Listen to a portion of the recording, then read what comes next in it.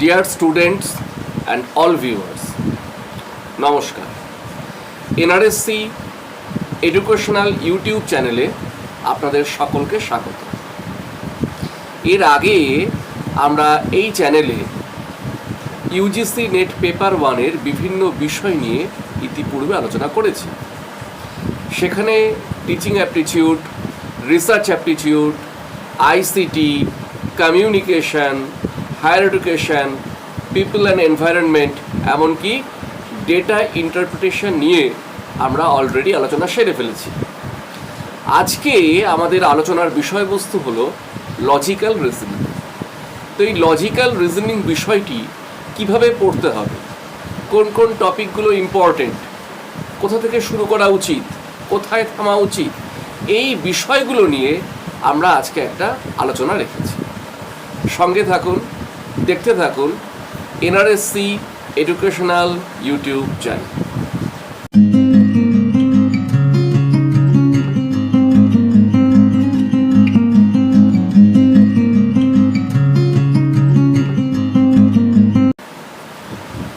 UGC নেটের syllabus অনুসারে logical রিজনিংয়ের যে বিষয়গুলো পরীক্ষায় আছে সেগুলো মোটামুটি এরকম, যেমন categorical syllogism, basic ideas on argument, assumption, assertion, proposition, premises, square of opposition, etcetera.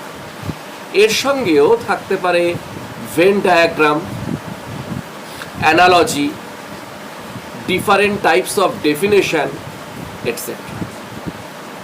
আরও আছে তার সাথে ইন্ডিয়ান লজিক। এই ইন্ডিয়ান লজিকের মধ্যে প্রমাণা, প্রত্যক্ষা, অনুমানা, উপমানা ইত্যাদি বিষয়গুলো রয়েছে। তো আজকে আমি পয়েন্ট ওয়াইজ এই বিষয়গুলোকে একটু আলোচনা করছি। প্রথমত সবার আগে জানতে হবে যে লজিক্যাল রিজনিং ব্যাপারটা কি,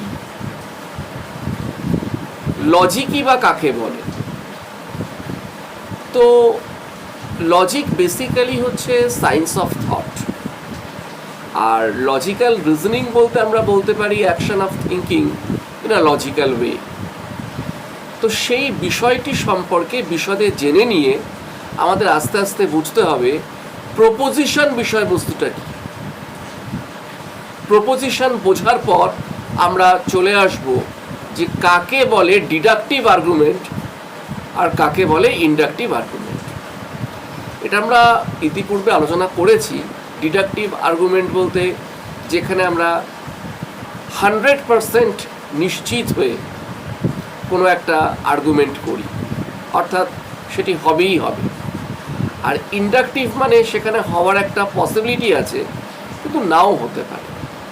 তো এই ডিডাকটিভ ইন্ডাকটিভ আর্গুমেন্টের কনসেপ্টও ভালো করে বুঝতে হবে। তারপর আমরা আর্গুমেন্টের যে বিভিন্ন রকম ভাগ সেইগুলো সম্পর্কে জানব, যেমন কাকে বলে স্ট্রং আর্গুমেন্ট, কাকে বলে উইক আর্গুমেন্ট, কাকে বলে ভ্যালিড আর্গুমেন্ট, কাকে বলে ইনভ্যালিড আর্গুমেন্ট। ঠিক এরকমভাবে এই সাউন্ড আনসাউন্ড, কোজেন্ট আনকোজেন্ট, এই ব্যাপারগুলো আমাদেরকে জানতে হবে। এবং এর সঙ্গেই ভ্যালিডিটি অফ আর্গুমেন্ট কিভাবে হচ্ছে সেটা উদাহরণ সহ ভালো করে বুঝতে হবে। যদি আমরা এগুলো এক্সাম্পল সহ ভালো করে মনে রাখতে না পারি তাহলে কিন্তু আমাদের কনসেপশনে একটা প্রবলেম থেকে যাবে। সুতরাং এগুলো উদাহরণ সহ খুব ভালো করে বুঝতে হবে।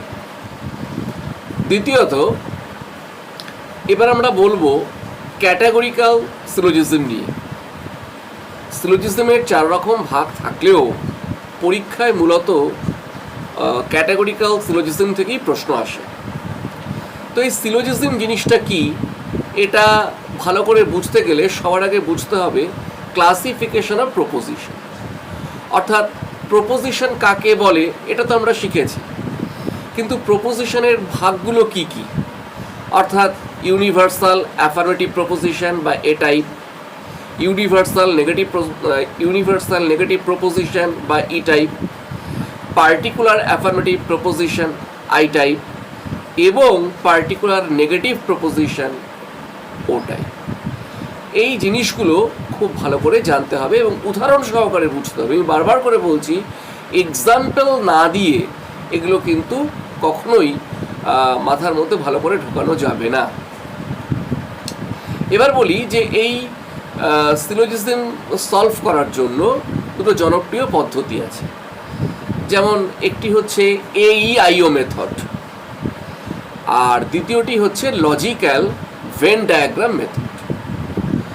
তো যারা ফিলোসফি নিয়ে মাস্টার্স করেছে বা মোটামুটি ফিলোসফি বিষয়টি জানে, তাদের ক্ষেত্রে হয়তো AEIO মেথডটা ভালো বা তারা সেটা প্রয়োগ করে করতে পারবে।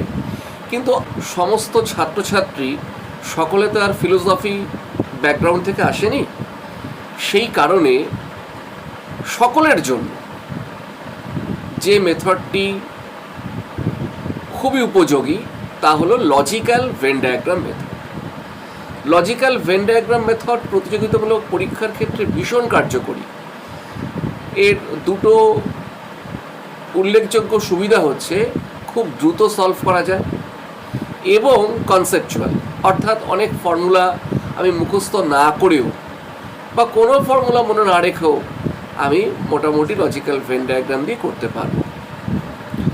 তো যাই হোক, আমরা যখন এটা করব তখন আমরা চেষ্টা করব সবসময় ভেন ডায়াগ্রাম দিয়ে করার, তাতে আমাদের সুবিধা হবে।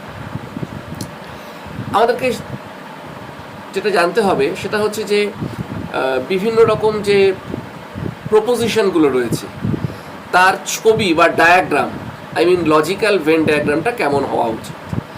যেমন অল এক্স আর ওয়াই কীভাবে আঁকবো, নো এক্স ইজ ওয়াই কীভাবে ড্র করব। ঠিক একই রকমভাবে বলতে পারি সাম এক্স আর ওয়াই বা সাম এক্স আর নট ওয়াই, তারও ভিন্ন ভিন্ন কিছু ডায়াগ্রাম থাকতে পারে, সেগুলো কীভাবে আঁকবো। এই ডায়াগ্রামের কনসেপ্টটা যখনই পরিষ্কার হয়ে যাবে তখনই কিন্তু সিলোজিজম 50% কমপ্লিট হয়ে গেল। এবার আমরা এর সঙ্গে বলবো যে কনভার্সন রুল, অর্থাৎ একটা এ টাইপ স্টেটমেন্ট যেটা অল দিয়ে শুরু হয় জেনারেলি, তাকে যদি কনভার্ট করা হয়, রূপান্তর করা হয়, তার থেকে আমরা কী কী কনক্লুশন পেতে পারি। এটা একটা থিওরি আছে, ঠিক কথাই। যেমন এ টাইপ স্টেটমেন্টকে কনভার্ট করলে আই টাইপ পাওয়া যায়, ই টাইপ থেকে আমরা ও টাইপ পেতে পারি, আই থেকে আমরা আই পেতে পারি, আর ও টাইপ থেকে আমরা কনভার্ট করে কিছুই পেতে পারি না। তো এটা যেমন একটা মনে রাখার ব্যাপার, যদি আমরা ভেন ডায়াগ্রাম দিয়ে করি তাহলে ওই ধারণাটা খুব পরিষ্কার হবে যে কেন আমরা এ টাইপ থেকে কনভার্ট করে আই টাইপ পাচ্ছি, অন্য কিছু পাচ্ছি না কেন। ভেন ডায়াগ্রামের মজাটা হচ্ছে এখানেই যে কনসেপ্টটা আমাদেরকে খুব জোরালো করে দেয়। তৃতীয় পয়েন্টে আসি। প্রপোজিশনের ডিটেলস আইডিয়ার পর আমাদের জানতে হবে সিলোজিজম করার যে রুলস, সেই রুলসগুলো। যেমন A plus A equal to A plus E equal to E plus A equal to O star, E plus I equal to O star, I plus A equal to I and I plus E equal to O. এই ছটা হচ্ছে সিলোজিজমের common rule. এবার যারা কোনো দিন A type I type E type জীবনে শোনেনি, তাদের ক্ষেত্রে হয়তো এটা শুনে একটু অদ্ভুত মনে হচ্ছে, কিন্তু খুব সহজ ব্যাপারটা। তবুও বলবো যে এই ফর্মুলাগুলো দরকার নেই। যদি আমরা ভেন ডায়াগ্রাম দিয়ে করি, এই ফর্মুলাগুলো মনে রাখার কোনো দরকার নেই, তাছাড়াই এগুলোকে সলভ করা যাবে। Distribution of terms in premises, minor term, major term বা মিডিল টার্ম, এগুলো কি, এগুলো জানার কথা। তো চলে আসছি আমরা ফোর্থ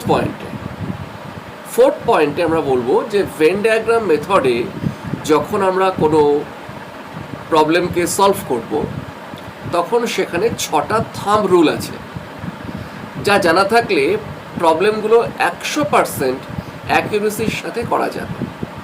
এই 6টা থাম্ব রুল কি, সেগুলো কিভাবে কার্যকরী হচ্ছে, এটা একটা ভীষণ উল্লেখযোগ্য ব্যাপার। তো সেটাকে একটু মনে রাখার চেষ্টা করতে হবে।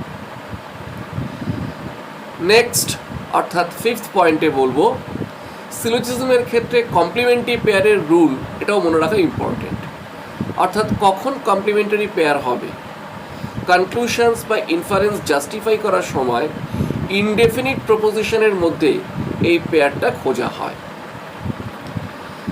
তো সিলোজিজম যেহেতু ভীষণই একটা উল্লেখযোগ্য বিষয়বস্তু, তাই আমি সবাইকে বলবো এটা হয়তো একটু ডিটেলসে পড়তে হবে, একটু বেশি প্র্যাকটিস করতে হবে, কিন্তু একবার যদি রপ্ত হয়ে যায় তাহলে কিন্তু লজিক্যাল রিজনিং থেকে পরীক্ষায় যে 4টে বা 5টি প্রশ্ন আসে তার সিংহভাগই খুব দায়িত্ব নিয়ে এবং আত্মবিশ্বাসের সাথে সমাধান করা যাবে।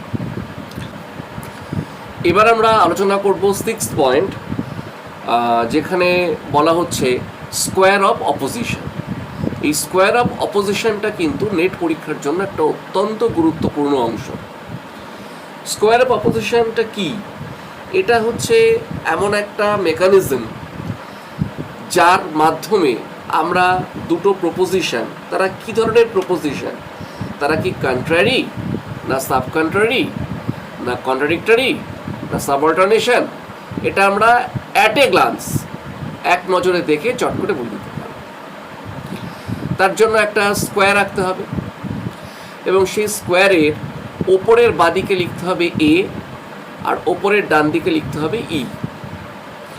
একই রকমভাবে নিচের বাঁদিকে লিখতে হবে আই আর নিচের ডান দিকে লিখতে হবে ও।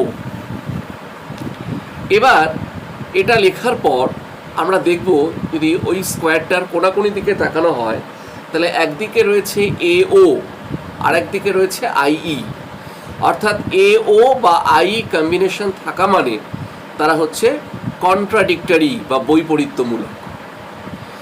যদি আমি খালি ওপরের পার্টটাকে নিয়ে চিন্তা করি অর্থাৎ এ ই, তাহলে সেটা হবে কন্ট্রারি। নিচে যে অংশটি রয়েছে মানে আই ও, সেটা হচ্ছে সাব কন্ট্রারি।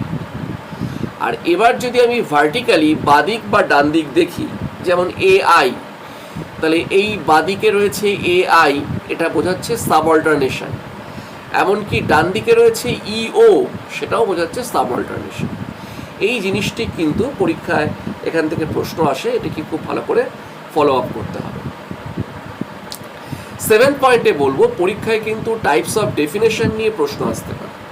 যেমন কাকে বলে লেক্সিক্যাল ডেফিনেশন, কাকে বলে স্টিপুলেটিভ ডেফিনেশন, কাকে বলে প্রিসাইসিং ডেফিনেশন বা পারসুয়েসিভ ডেফিনেশনই বা কী, এই জিনিসগুলো কিন্তু উদাহরণ সমেত বুঝতে হবে, পড়তে হবে এবং এর সংজ্ঞাটাও মনে রাখতে হবে। যদি আমরা উদাহরণটা মনে রাখতে পারি তাহলে অটোমেটিক্যালি সংজ্ঞাটাকেও আমরা মনে রাখতে পারি। 8th পয়েন্টে বলি, আরও একটা জিনিস এক্সামে প্রায়ই আসে, সেটা হচ্ছে ডিফারেন্ট প্যাটার্ন অফ আর্গুমেন্ট। অর্থাৎ একটা আর্গুমেন্ট দিয়ে দিল, সেখান থেকে প্রশ্ন করলো কি ধরনের আর্গুমেন্ট, মানে এটা কি অ্যানালজিক্যাল আর্গুমেন্ট নাকি হাইপোথেটিক্যাল নাকি বায়োলজিক্যাল, এরকম প্রশ্ন করে। তো সেই আর্গুমেন্টের ব্যাপারটা যদি আমাকে পড়তে হয় তাহলে আমাকে জানতে হবে যে আর্গুমেন্ট কত ধরনের হয় এবং কি কি ফিচার্স থাকলে সেটা কোন ক্যাটাগরির আর্গুমেন্টের মধ্যে পড়ে। সেই জিনিসটা যদি ভালো করে আমরা জানি তাহলে আমাদের কাছে এখান থেকে যে একটি মাত্র প্রশ্ন আসবে সেটি অনায়াসে আমরা করতে পারবো। 9 নম্বর পয়েন্ট, প্রশ্ন থাকতে পারে অ্যাজাম্পশন, ফোর্সফুলনেস অফ আর্গুমেন্ট বা স্টেটমেন্ট অ্যাজারশন থেকেও। যেমন একটা স্টেটমেন্ট দিয়ে দুটো অ্যাজাম্পশন দিল, দিয়ে বললো কোন অ্যাজাম্পশনটা এখানে ভ্যালিড, বা দুটো আর্গুমেন্ট দিয়ে প্রশ্ন করলো কোন আর্গুমেন্টটা স্ট্রং কোন আর্গুমেন্টটা উইক। আর স্টেটমেন্ট অ্যাজারশনের ক্ষেত্রে একটা অ্যাজারশন থাকে, একটা রিজন থাকে।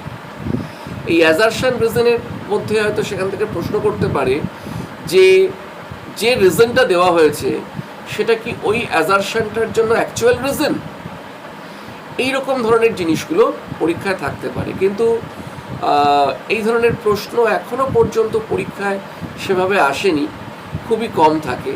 কিন্তু লজিক্যাল রিজনিংয়ের টপিক হিসেবে কিন্তু এই বিষয়গুলো আছে। কাজে যেহেতু আমরা লজিক্যাল রিজনিং পড়ছি, সুতরাং এখান থেকে পরীক্ষা দিতেই পারে।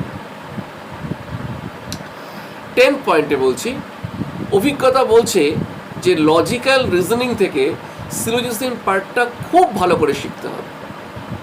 আই রিপিট, সিলোজিজম পার্টটা যথেষ্ট ভালো করে শিখতে হবে, কারণ এই টপিকের উপর নর্মাল ক্যাটাগরিক্যাল সিলোজিজম ছাড়াও আরও বেশ কিছু ধরনের সিলোজিজমের প্রশ্ন আসে, যদিও তাদের প্যাটার্নটা একটু অন্য রকমের। যেমন একটা প্রপোজিশন দিয়ে দিল, বললো এই প্রপোজিশনটা ফলস, তাহলে নিচের কোনটা ট্রু হবে বলে 4টে অপশান দেওয়া থাকে, সেখান থেকে ট্রু প্রপোজিশনটা আমাকে ফাইন্ড আউট করতে হবে। বা এমনও হতে পারে 4টে প্রপোজিশন দিয়ে জানতে চাইলো এদের মধ্যে কোন দুটো প্রপোজিশন কন্ট্রারি বা কোন দুটো সাব কন্ট্রারি। তো তখন আমরা ওই স্কোয়ার অফ অপোজিশনের যে রুলসটা আছে সেটা দিয়ে আমরা উত্তরটা বের করতে পারবো। আর এক ধরনের সিলোজিজম পরীক্ষায় আসে, যেগুলো সাধারণভাবে বলা হয় পসিবিলিটি বেসড সিলোজিজম।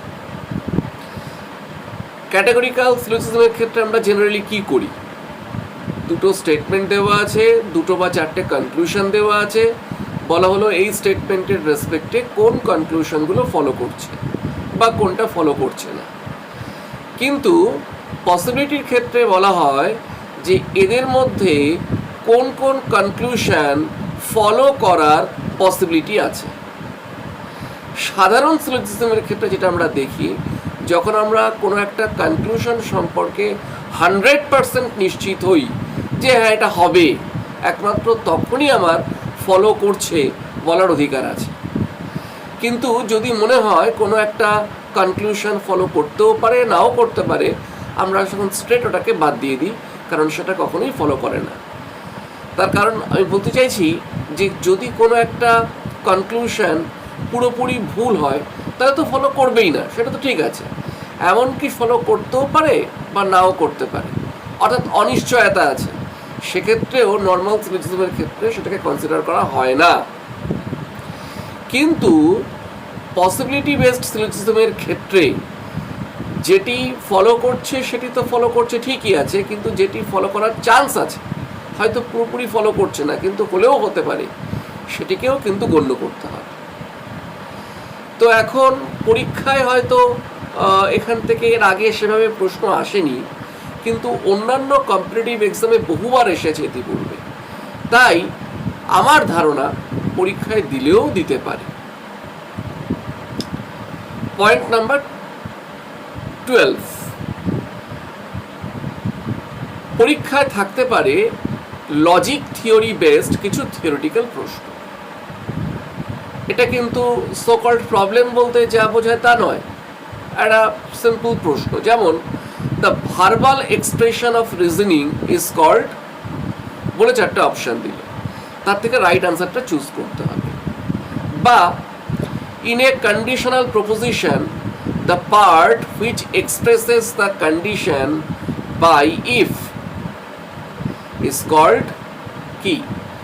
তো সেখানে হয়তো 4টে অপশান দেওয়া আছে, antecedent, consequent, opposite, none of this, এরকম কিছু দেওয়া আছে। তো আমার রাইট যে অপশানটা হবে সেটাকে চুজ করতে হবে। পয়েন্ট নাম্বার 13, লজিক্যাল রিজনিংয়ের একটা বড় অংশ জুড়ে আছে ইন্ডিয়ান লজিক।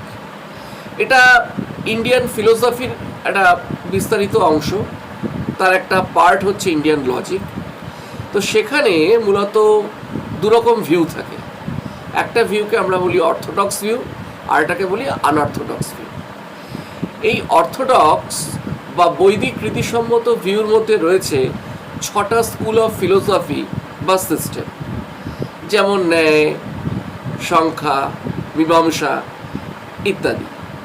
অন্যদিকে আনঅর্থোডক্স ভিউর মধ্যে রয়েছে জৈনিজম, বুদ্ধিজম মতবাদ অনুসারে জ্ঞানের উৎস খোঁজার সন্ধান। এছাড়াও আছে প্রমাণা অর্থাৎ সোর্স অফ নলেজ, বা প্রত্যক্ষা, অনুমানা, উপমানা ইত্যাদি। এটি একটি বড় বিষয়, এটি নিয়ে আজকে আমরা আলোচনা করব না, শুধুমাত্র এটির জন্য পরে বিস্তারিতভাবে আমরা আলোচনা করব এটাকে নিয়ে। তো যাই হোক, লজিক্যাল রিজনিং সম্পর্কে একটা হালকা আভাস বা ধারণা পাওয়া গেল বলেই আমার বিশ্বাস। কিভাবে পড়তে হবে, কোন বিষয়গুলোকে জোর দিয়ে দেখতে হবে, বা কিভাবে শুরু করা উচিত, এই সম্পর্কে আমরা একটা ধারণা দেওয়ার চেষ্টা করলাম। পরীক্ষায় এই অংশ থেকে 4 থেকে 5টা প্রশ্ন আসা, অর্থাৎ 8 থেকে 10 নম্বর আসা মানে এক প্রকার নিশ্চিত। তো যদি কেউ এটাকে ভালোভাবে প্র্যাকটিস করে, আমার মনে হয় অল্প সময়ের মধ্যে নম্বর তোলার ক্ষেত্রে এটি কিন্তু একটা আদর্শ সেকশন হতে পারে। আমরা চলে এসেছি ভিডিওর একেবারে শেষ অংশে। ইউজিসি নেট পরীক্ষার্থীদের সাহায্যার্থে এই আলোচনাটি করা হয়েছে। আমাদের দৃঢ় বিশ্বাস, একটা বিশাল সিলেবাসের মধ্যে থেকে আমরা শুধুমাত্র সেই অংশগুলোই উল্লেখ করেছি যেখান থেকে সাধারণত প্রশ্ন আসে এবং সামনের পরীক্ষাতে প্রশ্ন আসার সম্ভাবনা প্রবল। কাজে কেউ যদি সময়ের অভাবে ফুল সিলেবাস ডিটেলসে পড়তে নাও পারে, অ্যাটলিস্ট আমাদের উল্লেখিত যে অংশগুলো যদি ঠিকমতো অনুশীলন করে, তাহলেও কিন্তু সে এখান থেকে 8 থেকে 10 নম্বর পেতে পারে। যদি আমাদের তৈরি করা এই ভিডিওটি আপনার ভালো লাগে, তবে লাইক শেয়ার করবেন, আর চ্যানেলটিকে কিন্তু অবশ্যই সাবস্ক্রাইব করবেন এবং সাথে সাথে বেল বাটনটি প্রেস করে রাখবেন। কে বলতে পারে সামনের দিনই হয়তো আপনি আপনার পছন্দসই ভিডিওটা সবার আগেই পেয়ে গেলেন। সঙ্গে থাকুন, ভালো থাকুন। Stay tuned with ARSC educational YouTube channel.